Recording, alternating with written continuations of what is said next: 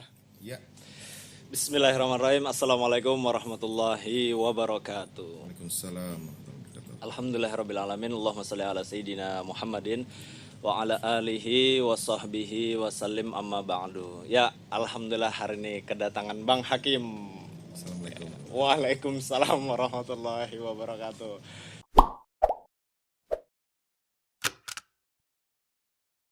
Tadi sempat ngobrol lah, kayak ada anak sudah buat Bang sebenarnya Bang lah, project kayak Baimong lah. Ini Baimong Banjar kata wong Banjari, Al Banjari. Mencoba. Oh ya, mencoba lah. Iya. Tadi ngobrol di belakang. Alhamdulillah kita sudah sholat. Nah, kita mengadakan podcast pada hari ini. Mudah-mudahan podcast Al Ajib karena tagline-nya berkarya dan menginspirasi Bang. Mudah-mudahan penonton di channel Al Ajib Banjarmasin dapat inspirasi lah. Nah, ulun mulai dulu Bang lah. Nah, santai kita. Santai aja. Iya. Ada yang menarik Bang. Nah, ulun kan lihat Facebook Pian nih. Nah, Pian sebagai anggota DPRD Kota Banjarmasin Komisi 4 gitu nah. Itu kada pernah ulun melihat postingan Pian tuh tentang DPRD dan partai gitu. Kenapa gitu Bang? Malah kan yang lucu Yeah. motivasi. Nah, Iya. Jadi begini bahwa ketika kita bermedia sosial, bagi ulun pribadi yang namanya media sosial itu tidak hanya melulu masalah pekerjaan, tetapi juga yang namanya media sosial bagi ulun bisa ulun manfaatkan untuk sebagai salah satu sarana untuk refreshing. Ketika kita sudah seharian penuh, kemudian mungkin juga dengan padatnya kegiatan dan agenda, ya salah satu cara untuk untuk refreshing, kemudian melonggarkan ketegangan ya kita mencoba untuk relax di media sosial dengan ya sedikit melemparkan guyonan ringan seperti itu. Sehingga dengan cara seperti itu alhamdulillah saya juga bisa menemukan lah. jadi itu fungsi media sosial menurut Pian lah. Pian menggunakan medsos tuh seperti itulah. Yeah. Nah, lebih mendalam kenapa kada mempromosikan partai Pian atau apa Bang? Terkadang kita ada aja lah. Kita bikin status ketika ada acara-acara kegiatan partai, kemudian juga kegiatan organisasi. Jadi memang di media sosial saya itu tidak monoton. Jadi ada kalanya kita mengisi dengan pelajaran agama, tausiah, hadis-hadis yang ulun dapat dari ketika kita mengikuti majelis, kemudian juga. Tapi memang lebih banyak kepada guyonan lah. Iya. Nah, ini numpung ada Pian kata Pian sebagai praktisi politis lah. Ulun ada yang ditakunkan. Soalnya di saat pertemuan dulu lah di kafe mana kata nah. Di kafe kopi-kopian gitu nah. Iya. Nah, itu kada sempat betakun gitu nah. Nah, ulun nih hendak ada pertanyaan, Bang. Nah, pertanyaan kayak ini. Apakah Abang nih sependapat ada namanya petugas partai? Padahal kan sebenarnya tuh seluruhnya kan melayani umat gitu. Nah, maksud ada ini petugas partai ini ya, itu maksudnya kayak apa Bang? Ya memang masalah itu relatif ya. Bahwa ketika ada kalimat bahasanya itu petugas partai, ya kita kembali lagi ketika di dalam partai itu sendiri kan ada yang namanya anggaran dasar, anggaran rumah tangga, ada ART ya. Kemudian ada tujuan partai ini apa sih gitu kan.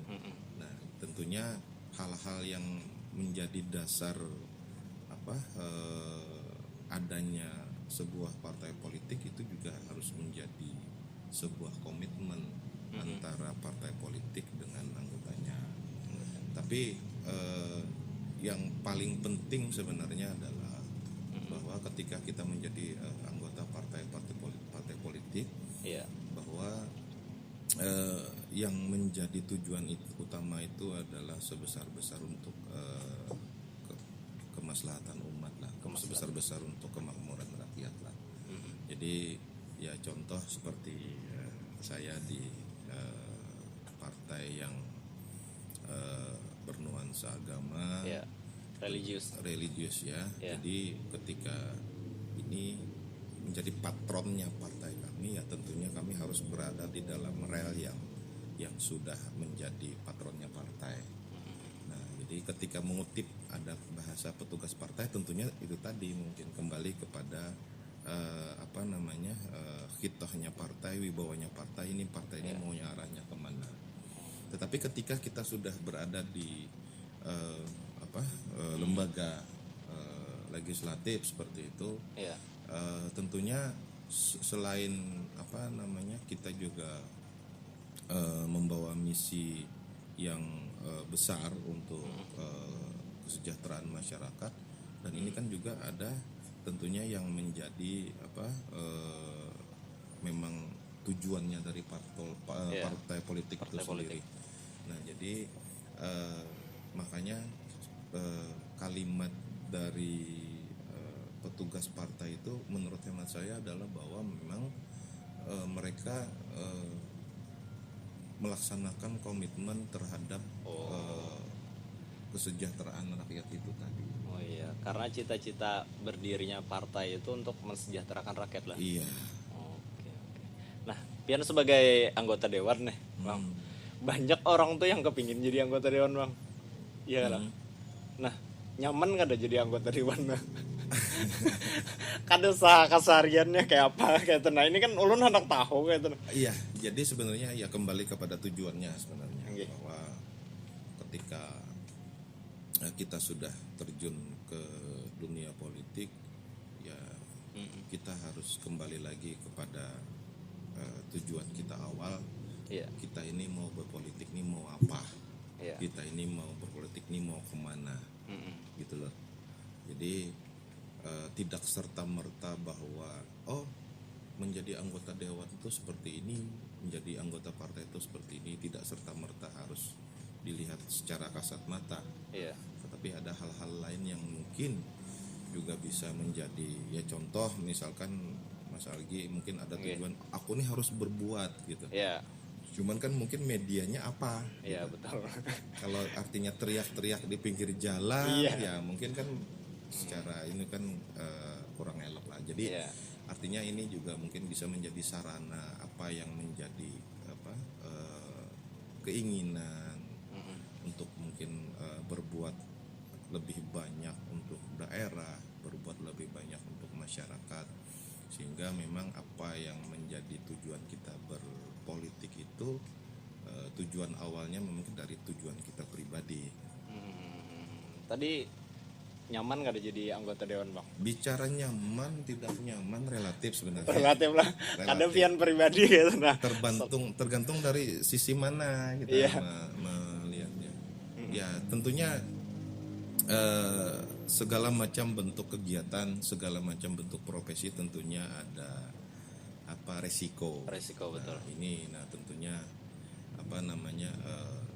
tidak serta-merta bahwa diambil kesimpulan menjadi anggota DPR itu enak, menjadi itu tidak enak, tidak juga serta-merta gitu.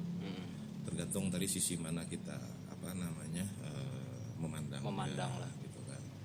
Karena di satu sisi mungkin dengan contoh seseorang mungkin dengan profesi yang seadanya, mungkin yang sesuai dengan kemampuannya, dia sudah merasa sudah cukup, merasa bersyukur dengan yang ada, mungkin dia sudah merasa enak gitu. Beda lagi mungkin ketika pengusaha besar misalkan ketika masuk ke dunia politik, ini tidak enak. Beda ketika kita jadi pengusaha apa gitu. Bisa lepas lah. Jadi hal-hal ini relatif lah, tergantung dari sudut mana kita memandang. Kemudian yang paling penting itu adalah sebenarnya apa yang didapatkan itu bisa disyukuri, kemudian juga bisa mudah-mudahan apa yang dihasilkan itu bisa membawa manfaat untuk orang banyak. Oke. Itu tadi. Jadi ulun hari ini kada tapi menyimpulkan, jadi banyak betakon aja lon Bang Hakim. Numpung ada kayak tanah. Sama pada belajaran kita. Iya. Nah, ulun ini kan sebagai ya yang di masyarakat lah Bang lah. Artinya ulun ini rancak itu mengganggu anggota dewan waktunya gitu, waktu mengganggu. Soalnya harapan ini kan ada di regulator ya kalau. Iya. Nah itu apakah rancak itu diganggu selain daripada ulun nih Bang? Kalau kan betakun Bang kayak apa nih anak jalanan kayak apa nih kawakam bantu kan kayak itu. Iya, iya. Iya. Tapi itu tadi kan bahwa setiap kegiatan, setiap profesi itu memang ada resiko, ada tanggung jawab. Ada tanggung jawab. Dan ya ulun secara pribadi dengan kondisi seperti ini ya insya Allah berusaha semaksimal mungkin apa yang mungkin bisa kita usahakan, apa yang bisa kita berikan, kemudian ya mudah-mudahan keberadaan diri kita ini bisa membawa manfaat lah. Oh, keberadaan diri kita bisa membawa manfaat. Nah jadi gini Bang, ini kan terkait inspirasi pian gitu nah, atau filosofis sebuah hidup lah. Nah yang mendidik pian untuk tujuannya bisa bermanfaat untuk masyarakat atau umat ini dari siapa tuh Bang? Apakah memang dari garis partai gitu kan, kita partai, atau ada sebuah inspirasi gitu nah? Pada intinya gini, ketika kita mau melangkah terhadap apa menjalani sesuatu, ya lagi dan lagi memang ulun pribadi dididik oleh orang tua bahwa hidup itu seperti ini, hidup itu artinya apa ada aturannya, agamanya seperti ini, kemudian terhadap orang banyak seperti ini. Iya. Jadi ulun memang lagi mulai dari kecil diajarkan apa oleh abah mama tuh ya sedikit banyaknya bisa artinya bermanfaat untuk orang. Kada bisa untuk apa orang banyak ya sekitar lah, untuk keluarga dulu. Ya mudah-mudahan apa yang ditanamkan oleh orang tua sampai sejauh ini insya Allah ulun bisa mudah-mudahan bisa akan terus menjalankan Amin. apa yang diberikan oleh kedua orang tua. Oke. Nah ini banyak juga yang kada tahu profil Pian gitu.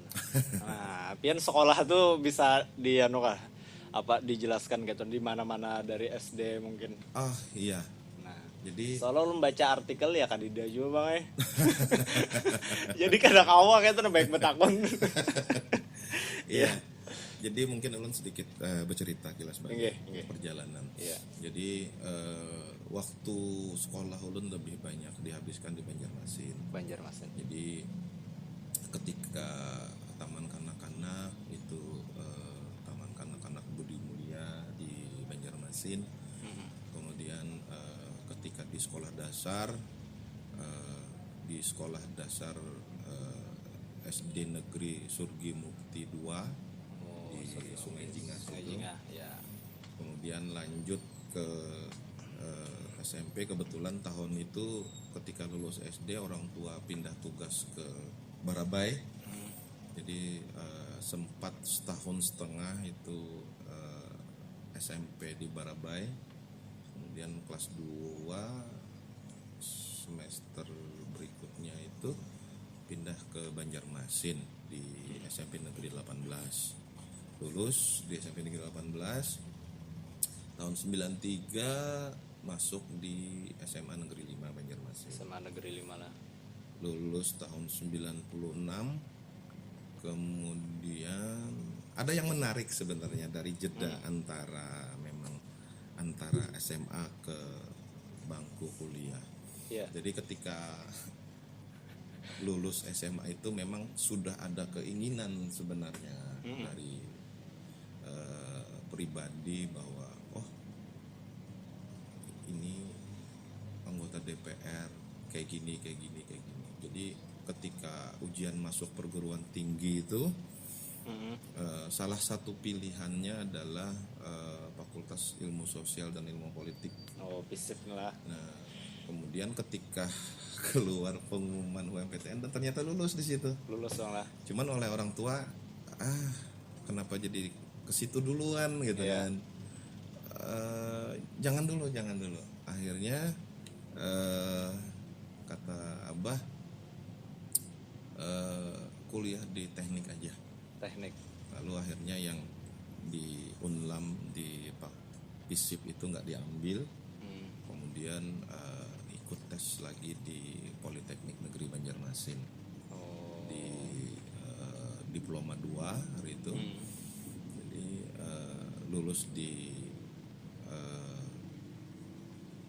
jurusan Teknik Sipil Politeknik Negeri Banjarmasin, diterima di situ 2 tahun kuliah di Politeknik. 98 lulus, kemudian melanjutkan untuk mengambil sarjananya di program ekstensi Fakultas Teknik Unlam. Jadi tahun 98 sampai 2002. Oh, jadi teknik kan lah. Oh, padahal presiden tuh teknik loh bang. Siapa tahu aja di presiden bang. Amin. Soekarno teknik loh. ITB. Ya. Habibie juga teknik. Nah. Jokowi juga teknik. Oh iya bang. Iya. Jadi lulusan teknik lah. Nggih. Teknik sipil tepatnya. Nyambungnya ke politik tuh apa bang? Iya Nah bahasanya. ini kan kayaknya lah. Presiden pertama teknik. Ya, Iya. nah kenapa ya bisa jadi presiden gitu nah? Apakah ada pelajaran di teknik atau sebuah ya kalau pelajaran berpolitiknya kan di Depang atau Ya. apa yang diambil gitu nah? Apa Sebenarnya tidak sama dengan Ya. tidak sama dengan sangat bahkan bisa dibilang sangat berbeda korelasinya antara teknik dan politik. Tetapi kalau apa yang Ulun Arami sendiri bahwa memang terjun ke dunia politik ini memang sesuatu yang niat yang tertunda sebenarnya. niat yang Ya, tertunda? ketika kita lulus SMA itu sudah ada keinginan sebenarnya. Kemudian ditambah lagi ketika dia di bangku kuliah juga di organisasi di senat mahasiswa, sedikit banyaknya bisa mengasah pandangan politik itu seperti ini. Jadi sedikit banyaknya memang apa yang sudah dijalani sampai hari ini memang sesuatu yang memang sudah ada niatnya. Iya. Jadi kaitannya tadi dengan teknik apakah ada mengambil inspirasi dari situ membaiki montir? Tidak ada sebenarnya. Ada bang lah. Apalagi kan kalau bicara teknik sipil kan itu kan lebih kepada Pembangunan betul. Pembangunan kantor, pembangunan rumah, jalan, lapangan terbang, bendungan segala macam. Jadi memang secara keterkaitan secara langsung itu ya hampir tidak ada lah. Tetapi ya mungkin karena proses perjalanan ya akhirnya memang kebanyakan orang-orang teknik yang juga menjadi tokoh-tokoh politik. Indonesia. Dikira memang ada histori atau sejarahnya lah dari Rasanya kedua. lah. Tapi itu matematika berarti lah teknik nih. Ya lebih kepada bahasanya lebih akrab kepada angka daripada huruf. Lebih akrab kepada angka daripada huruf. Ya. Jadi selama di teknik tuh kada pernah kayak mencor jalan bang lah. Lain tuh gue lah. Ya kalau bicara praktek ketika kuliah ada. Ada bang lah. Ada. Iya. Ketika praktek ada. Ketika bagaimana caranya memasang kuda-kuda, memasang atap, di prakteknya ada. Ada bang lah.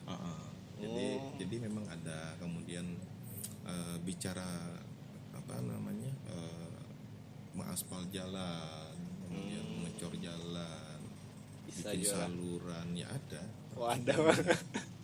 Berarti tahu kayak apa perasaannya seorang kuli lah. Nah ini terkait perasaan gue lah.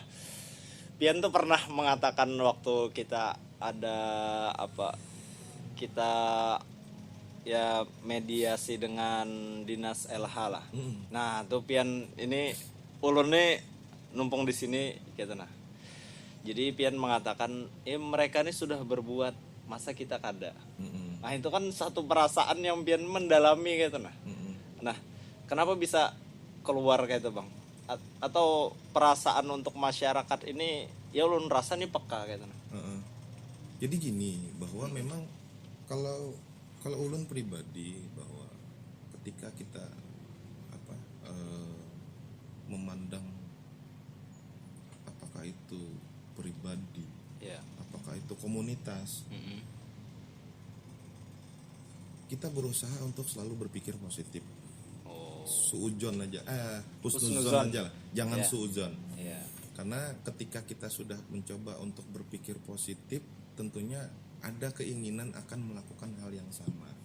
Oh. Tapi ketika kita sudah berpikir negatif terhadap seseorang, tentunya kan ini kan akan menjadi jarak. Dan ini apa? Memang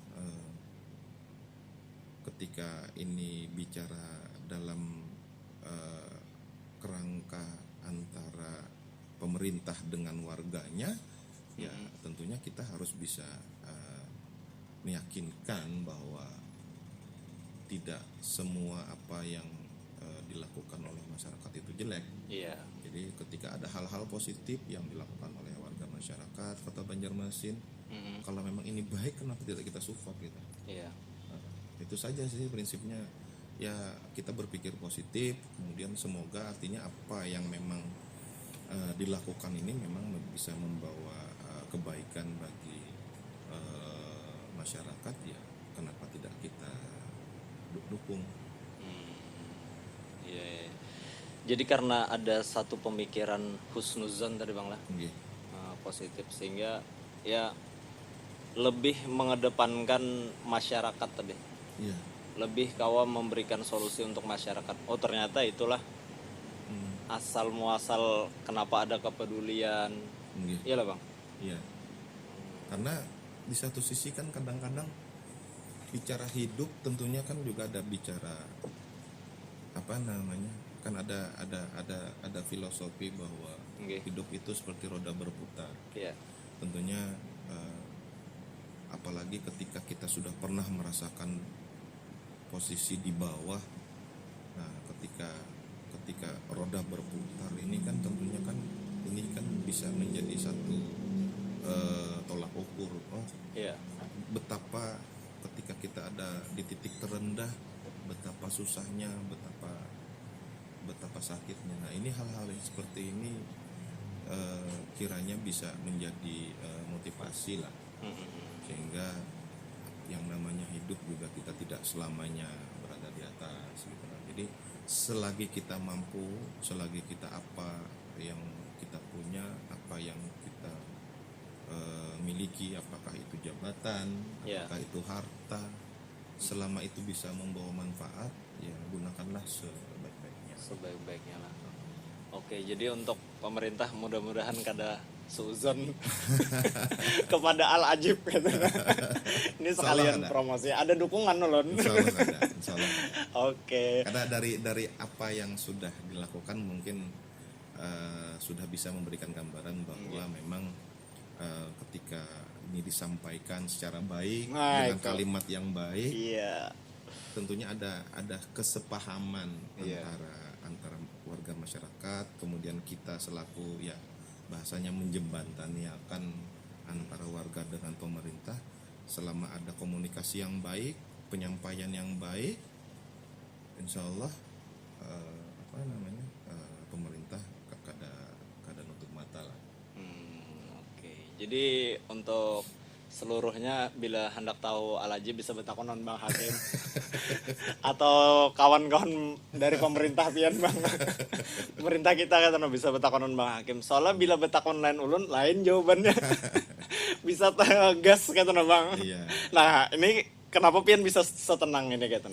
Ini kan satu masalah yang disodorkan nih, baik masalah anak jalanan, masalah sosial, kan Komisi 4 untuk kesejahteraan. Iya. Nah, kenapa tanggapan itu bisa santai Bang? Atau membahasakannya itu lebih indah lah? Bicara santai ya mungkin sudah pembawaan lah. Sudah Pembawaan memang sudah seperti ini Iya. gitu. Dan ketika ini kita dihadapkan dengan masalah, ya sebenarnya ini masalah klasik lah. Iya. Artinya turun temurun, ya yang namanya bicara anak jalanan, kaum marginal, Iya. kemudian bicara tentang kesehatan, bicara tentang pendidikan. Ini sebenarnya masalah klasik lah Iya. di kita ini. Dan ini kita berharap ya dengan proses perjalanan mudah-mudahan sekian waktu memang setiap tahun ada pergerakan yang lebih baik lah. Tentunya ketika ini bicara kepentingan masyarakat kan Iya. banyak faktor, banyak Banyak urusan faktor. yang diurusi, Betul. tidak hanya satu hal. Betul. Dan kita berharap bahwa ke depan ada perbaikan-perbaikan di setiap sektor kehidupan masyarakat kita. Apakah itu dari sisi kesejahteraan sosialnya, kemudian apakah dari sisi ekonominya, apakah dari sisi keagamaannya, apakah dari sisi segala macam lah. Jadi kita berharap bahwa ke depan di Kota Banjarmasin khususnya ya ada perbaikan-perbaikan dari segala sisi sektor kehidupan masyarakat. Oke. Nah, ini kita menutupi closing, Bang. Kita closing. Jadi ada dua lagi kan tentang harapan. Nah, harapan Bian sebagai Komisi 4 gitu DPRD Kota Banjarmasin untuk pemimpin yang akan datang nih, Bang. Ini belum dilantik lagi, Bang lah. Belum. Nah, apa harapan Bian sebagai Komisi 4 gitu? Ya sebenarnya bicara harapan mungkin sama ya, bahwa dengan orang kebanyakan bahwa kita selaku terlepas dari status kita sebagai anggota DPRD Kota Banjarmasin, kita selaku warga Kota Banjarmasin, kita berharap bahwa Banjarmasin ini bisa lebih maju, bisa Iya. lebih berkembang, kemudian bisa juga lebih baik dari segala macam sektor kehidupan. Dan dengan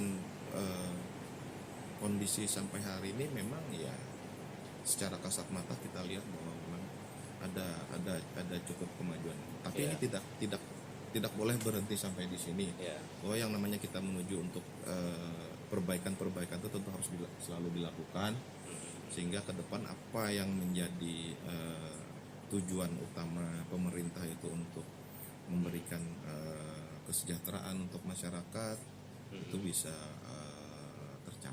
tercapai. Bang. Kalau konsep apa yang seharusnya yang dilakukan oleh pemerintah kita gitu. Ini numpung ada penasehat dari DPRD kota ini kan sebagai penasehat. Bicara konsep mungkin Harusnya apa gitu yang dilakukan? Membantu Al-Ajib kah gitu. bicara konsep mungkin ya karena Iya. mungkin Ulum juga bukan seorang konseptor, Iya. tetapi memang ya Banjarmasin ini harus diayomi semua. Diayomi semua. Tidak ada bahasanya pilih kasih, artinya seluruh elemen masyarakatnya selama itu warga Kota Banjarmasin memiliki KTP Kota Banjarmasin itu wajib kita perhatikan. Iya. Jadi tinggal nanti bagaimana cara manajemen untuk pengelolaan terhadap seluruh warga Kota Banjarmasin lah. Iya. Kan kalau kita bicara pilkada kemarin masing-masing calon itu kan menawarkan konsep masing-masing. Semuanya baik, Bagus. semuanya bagus, Iya. dan tentunya ujungnya adalah sama lah. Iya. Untuk untuk kemajuan Kota Kemajuan. Banjarmasin, untuk kesejahteraan warga. Dan ini kita berharap hal ini bisa tercapai sedemikian rupa, dan mungkin juga dengan apa ya ulun mungkin bisa sedikit nanti dengan keberadaan ulun di DPRD juga bisa sedikit memberikan masukan atau memberikan warna lah bagaimana kira-kira tujuan kita bersama untuk kota Banjarmasin yang lebih maju itu bisa tercapai. Dicapai bang. Oke. Nah terkait dengan anu nih bang, cita-cita seorang Bang Hakim gitu loh untuk kota Banjarmasin ini apa bang? Maksudnya cita-cita kayak apa? Cita-cita nih Banjarmasin ini harus seperti apa gitu? Apakah ada gambaran? Oh Banjarmasin harus kayak Jogja, harus kayak apa gitu? Ya kalau bicara cita-cita tentunya ada, Ada, artinya Bang. ada keinginan. Tetapi kembali lagi bahwa ketika kita bicara keinginan itu tidak lepas dari kemampuan. Oh, keinginan tidak lepas daripada kemampuan. Ya, ketika kita bicara keinginan hendak naik ke bulan, tapi kemampuannya kededa kesan apa? Iya. Jadi ketika kita bicara ingin menjadikan Banjarmasin seperti ini, kita lihat kemampuan kita apa. Lihat kemampuan. Ya contoh misalkan artinya tadi ya contoh dari sisi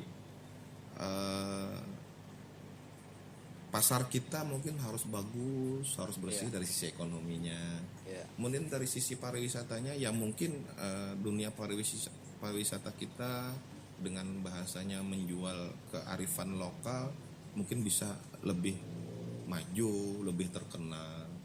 Kemudian juga bicara sosial masyarakatnya, pelayanan kepada masyarakat serba mudah, pendidikan nyaman, sekolah nyaman. Itu ulun rasa itu sudah cukup luar biasa lah. Jangan bermimpi artinya kita terlalu jauh kita menjadi sebuah kota metropolitan. Iya, metropolitan. Tapi ya karena ya ujung-ujungnya kalau memang ternyata itu malah bikin semeraut ya buat apa. Jadi dimulai dari hal-hal yang kecil saja lah. Insya Allah kalau kita ketika hal kecil sudah tertata dengan baik untuk menata yang lebih besar mungkin insya Allah bisa lebih mudah. Bisa lebih mudah. Nah, oke. Jadi untuk closing mungkin ada yang disampaikan ke kawan-kawan DPRD atau apa? Atau pemerintah atau apa kayak itu nah untuk kesejahteraan masyarakat. Closing dari Pian, silakan. Apa ya? Ya mungkin yaitu tadi bahwa kita semua artinya bekerja tulus, ya, bekerja ikhlas, ya tidak lain dan tidak bukan adalah ya semata-mata untuk kemajuan kota Banjarmasin, kemajuan masyarakat kota Banjarmasin, sehingga ketika kita sama-sama punya keinginan mendambangkan Banjarmasin itu yang bagus, Banjarmasin itu yang nyaman, dengan semangat kita dengan kerja tulus, kerja ikhlas, yang mudah-mudahan apa yang menjadi tujuan itu bisa diridhoi oleh Allah Subhanahu wa taala. Tentunya ketika sudah Allah ridho, insya Allah segala sesuatunya bisa berjalan dengan baik. Oke, terima kasih untuk hari ini bang waktunya. Sama-sama. Jadi kita simpulkan lah. Jadi yang pertama dulu jangan suuzon.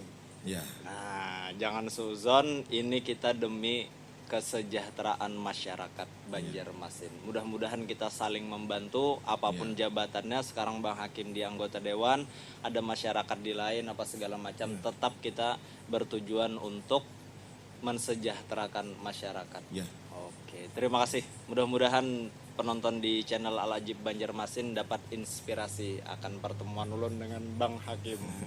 Cuma mungkin satu kalimat. Oke, terus. Bahwa itu tadi menyambung kalimat jangan sujud. Bahwa kita usahakan niatkan itu melaksanakan sesuatu itu yang baik. Iya. Karena segala sesuatu apa yang kita kerjakan di dunia ini tentunya akan dipertanggungjawabkan di akhirat kelak. Jadi usahakan artinya kerjakan sesuatu yang baik, kerjakan sesuatu yang memang